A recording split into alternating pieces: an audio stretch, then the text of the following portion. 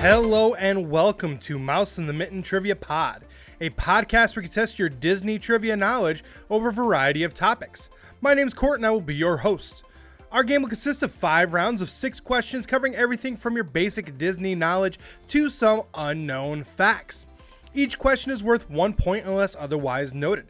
Make sure you follow us on Facebook, Instagram, and TikTok at Mouse in the Mitten. If you're watching us over here on YouTube, make sure you subscribe, turn on that bell for notifications, and make sure you give this video a thumbs up. And in the comments down below, let us know what your score is.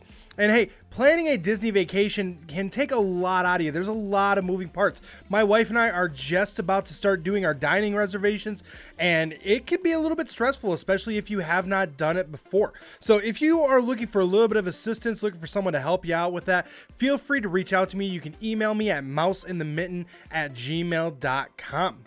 Well, we have a great game for you today, and of course, we're going to start round 1 talking about I guess man is the wrong word. We'll say a duck that has changed the way that we laugh for 90 years.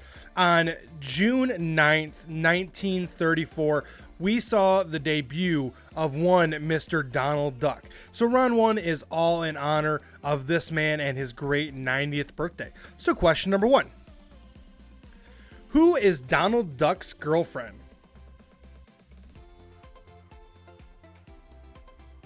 Question number 2. In Who Framed Roger Rabbit, who was Donald's counterpart that had to share screen time with him? Question number 3. What are the names of Donald's 3 nephews? Question number 4. In what silly symphony saw the first appearance of Donald Duck? Question number 5. In the opening song of Mickey Mouse Clubhouse, where can you find Donald Duck? And question number 6. 1984 saw Donald Duck get his own video game. What was the name of the video game? All right, I'm going to give you a few seconds worth of music, try to come up with those answers, and then I will return.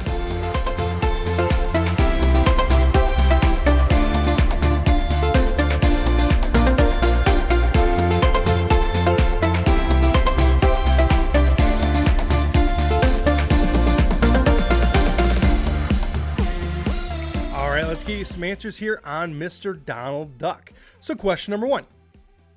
Who is Donald Duck's girlfriend? That is, of course, Daisy Duck. They are one of the most iconic pairs when it comes to Disney. Obviously, just behind Mickey and Minnie, but definitely a cute pair nonetheless. Plus, she keeps him in line most of the time. Question number 2. In Who Framed Roger Rabbit, who was Donald's counterpart that had to share screen time with him? That is Daffy Duck. Now, if you have not heard the story, in Who Framed Roger Rabbit, the only way that Looney Tunes agreed to release the licensing of some of their characters, they had to share the screen with their counterpart. So Donald, every time you see Donald Duck, you see Daffy Duck. Every time you see Mickey, you see Bugs Bunny, so on and so forth. That way, they were guaranteed to each have equal screen time, and that was the big hang-up when it came to getting the licensing of the Looney Tune characters. Question number 3. What are the names of Donald's 3 nephews? Well, that is Huey, Dewey, and Louie. All 3 of them, again, they have some of their uncles' characteristics of getting into some trouble, but definitely a lot of fun. Question number 4. In what silly symphony saw the first appearance of Donald Duck? Well, that is The Wise Little Hen. Now, he really didn't have that big of a role. He was in it.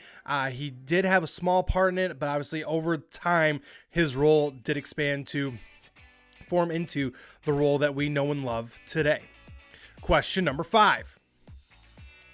In the opening song of Mickey Mouse Clubhouse, where can you find Donald Duck? Well, that is in the hot air balloon. Now, if you are like me and you have had or have younger kids, you knew this one right away.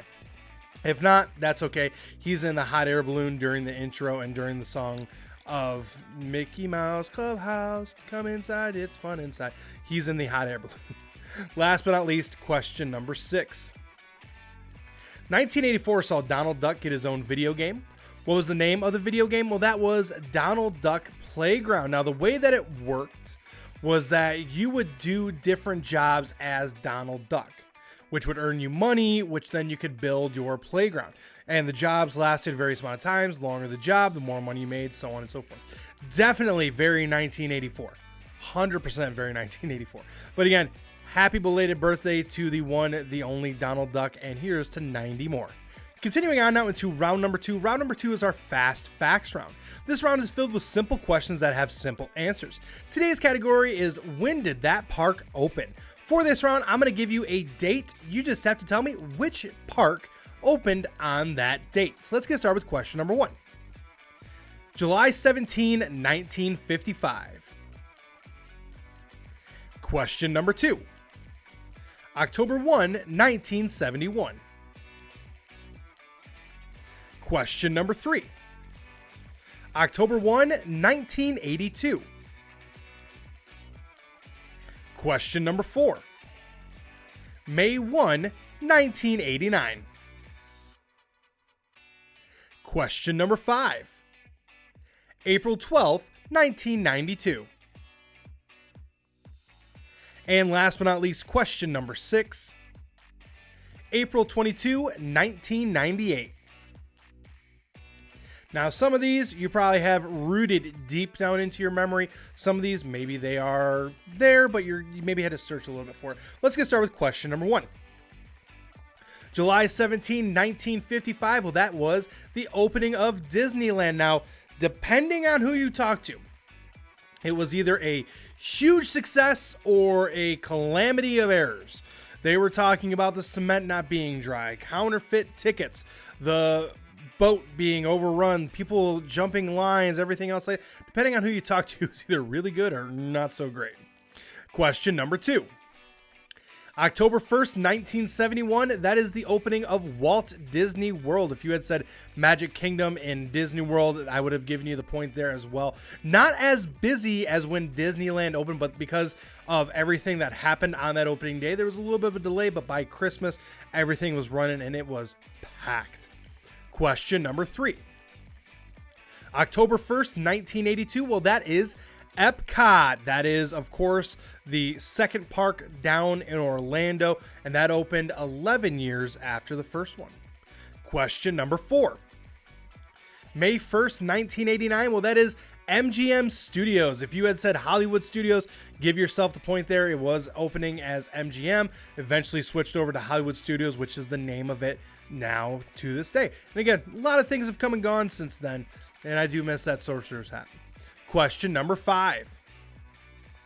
April 12th, 1992. Well, that is Euro Disney. Now, if you had said Disneyland Paris, give yourself the point there. Again, same situation. Opened as Euro Disney a few years later, changed the name to Disneyland Paris. Question number 6. April 22, 1998. That is Animal Kingdom. That is Earth Day. They opened it on Earth Day, 1998. Since then, it's expanded. What they're going to do with Dino World, sorry to all the Dino World truthers, but they're going to make a little bit of a change there. I think it'll be for the better, but definitely some big dates and definitely some monumental ones in the Disney history. Definitely the first of the month is a key time, and I can get that. So hopefully you enjoy that. We'll have a little bit of fun with maybe one of these in the future as well. Continuing on now into round number 3. Round number 3 is connecting the circles. For this round, I will be asking you 5 questions that may or may not be Disney related, but the answers do relate to each other some way through Disney. And that's going to be your last and 6th question of the round is, what is that connection? So let's get started with question number 1. Someone who sells and arranges plants is known as what? Question number 2. When you hire someone to help pick out the furniture, carpet, and wall color, they often hold this 2-word job title. Question number 3. Often wearing black and white stripes, what kind of performer often doesn't say a word and over-exaggerates movements for comedy?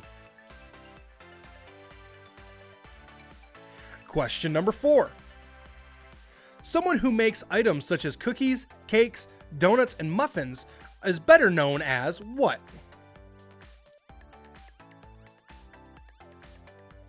Question number 5. When you make something with wool or yarn by interweaving loops together to form a pattern is known as what? And question number 6 is what is the connection there? I'm going to give you a few seconds worth of music, try to come up with those answers, and then I will return.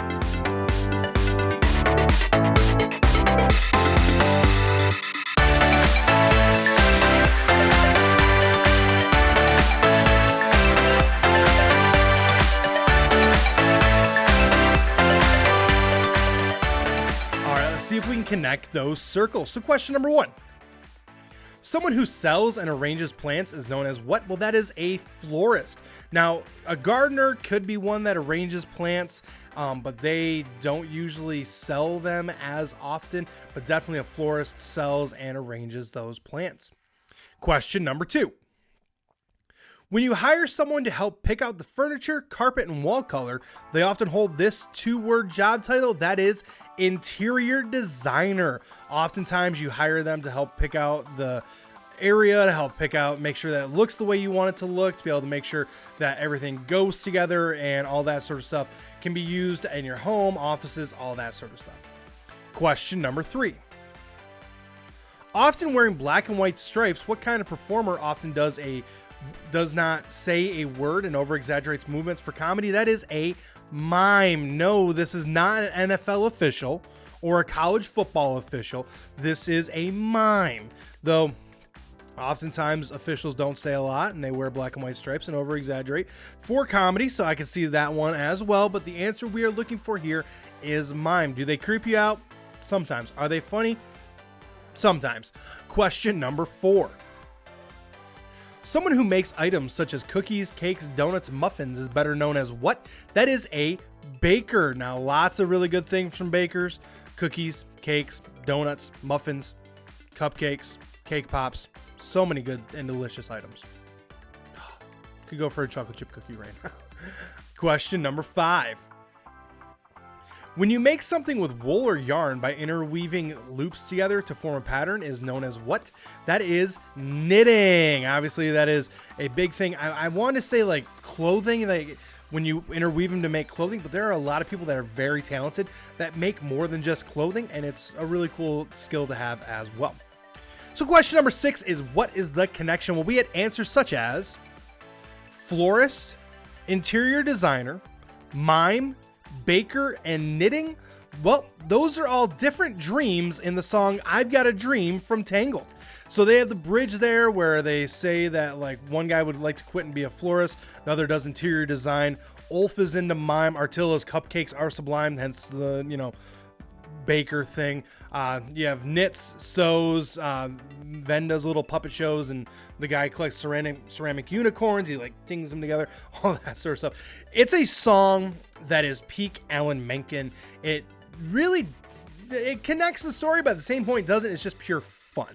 It's so much fun, and it flips the Snuggly Duckling on its head, and it's just awesome. I personally love it. It's one of my favorite songs from an already really great soundtrack. So hopefully you enjoyed that. Continuing on now into round number 4. Round number 4 is usually saved for our movie anniversaries, and today is another movie anniversary. Today we're going to talk about The Incredibles 2. Now, it had been some time since The Incredibles was released, but this one definitely worth the wait. In my personal opinion, the second best Pixar sequel created, behind only obviously Toy Story 2. So let's get started with question number 1. How many years were between the release of The Incredibles and The Incredibles 2? Question number 2. What is the true last name of the Incredibles family? Question number 3. Debuting in November of 2017, what fall ESPN Saturday show had the teaser trailer of the Incredibles 2 movie? Question number 4.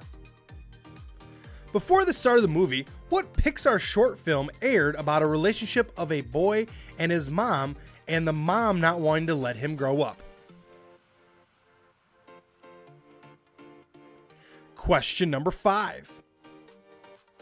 What Better Call Saul and former SNL writer voiced Winston Dever, a man who wants to make sure supers are legal again?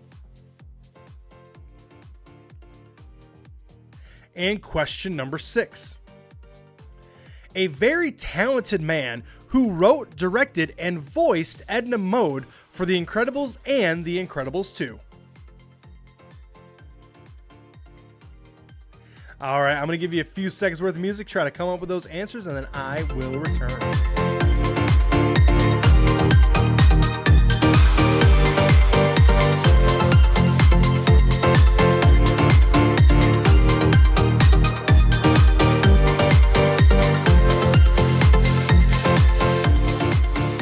All right, let's get you some answers here on The Incredibles 2. So question number 1.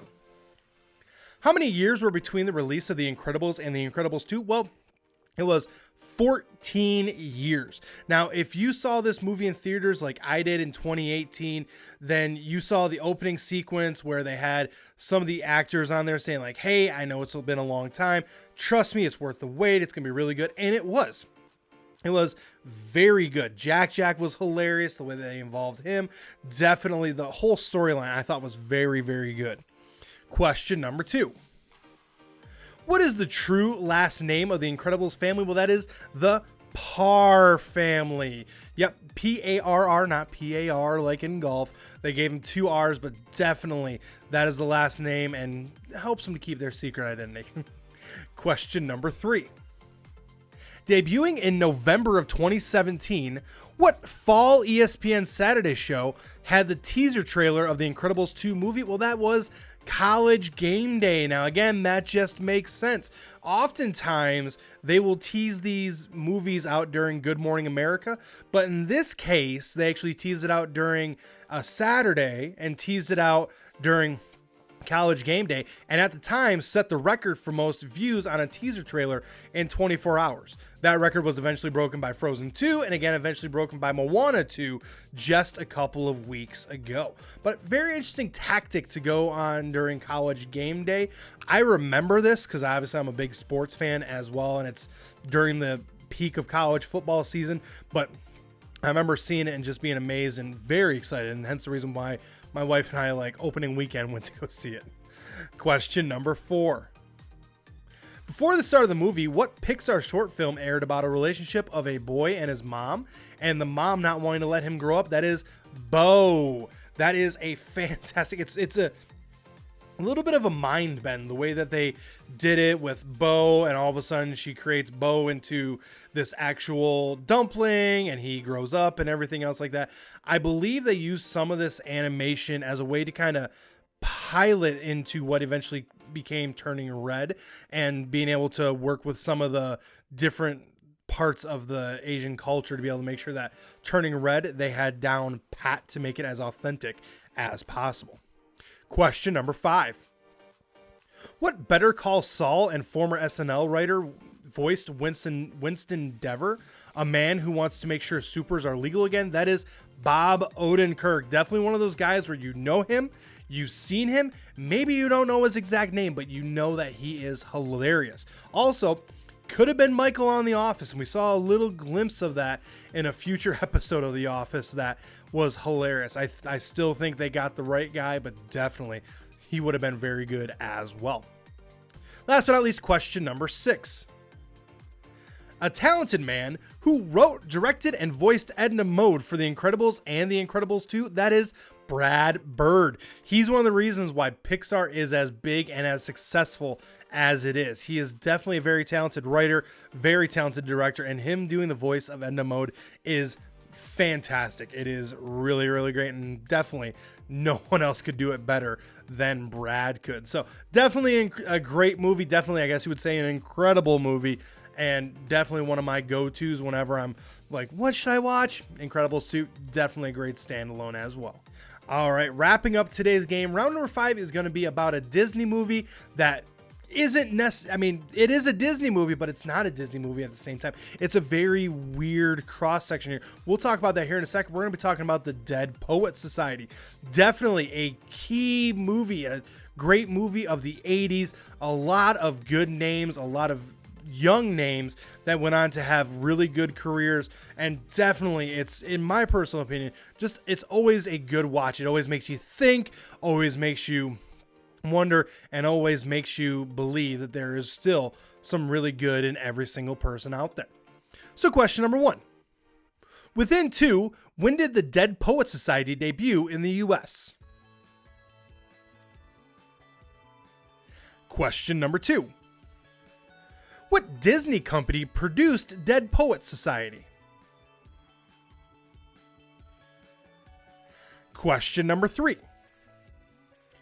Name the legendary actor who played teacher John Keating. Question number 4. What poem title is pronounced loudly by several students throughout the movie? Question number 5. What future feature actor on House played Neil Perry, a student who went on to play a part in A Midsummer's Night Dream? And last but not least, question number 6. What state is the school located in Dead Poets Society? All right, I'm going to give you a few seconds worth of music, try to come up with those answers, and then I will return.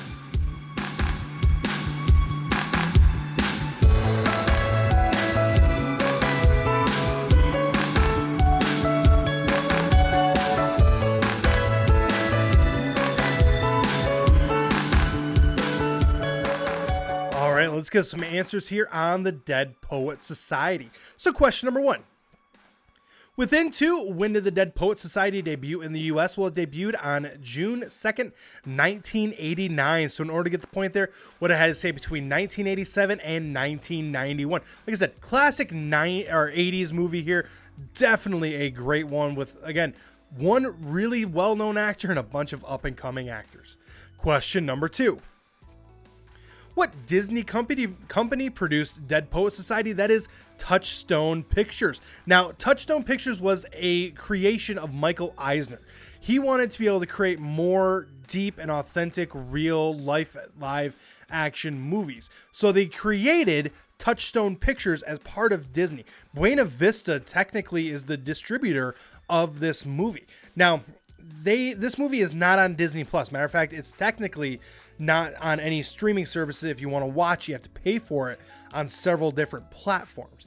But definitely a very good movie, and definitely you can see some of the connections with Disney there in terms of how it's filmed, how it's written, and that sort of stuff. But definitely some subjects in there that have not been touched by Disney before then. Question number 3.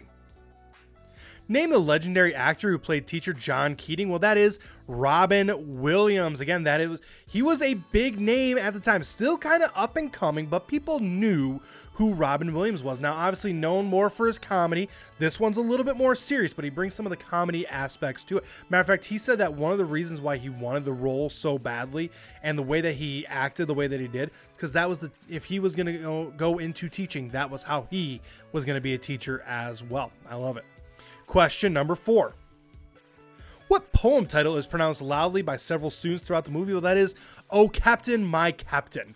Definitely a pivotal moment when they're all standing on the desk yelling that as the teacher, John Keating, is leaving and everything else like that, but definitely a pivotal moment. Question number 5. What future feature actor on House played Neil Perry, a student who went on to play a part in A Midsummer's Night Dream? Well, that is Robert Sean Leonard. Obviously, he was on House as well. He was House's best friend. Definitely a great role for him. But he crushed it with the role that he played on Dead Poets Society. And definitely his dynamic and how much his character evolved throughout the movie is one that is just fantastic and one that continues to give you hope as you go. Last but not least, question number 6. What state is the school located in Dead Poet Society? That is Vermont. There is snow. There is distinct seasons in this movie. That is Vermont to a T, and it's a private, technically boys' college, school, boarding school, everything else like that. Very stuffy, but definitely a great movie. Definitely, it takes some twists, it takes some turns, and if you have not seen it, it's worth paying the $3, whatever it is, to stream it and watch it. It is a must watch, and definitely at the time, one of the biggest movies that Disney had ever made.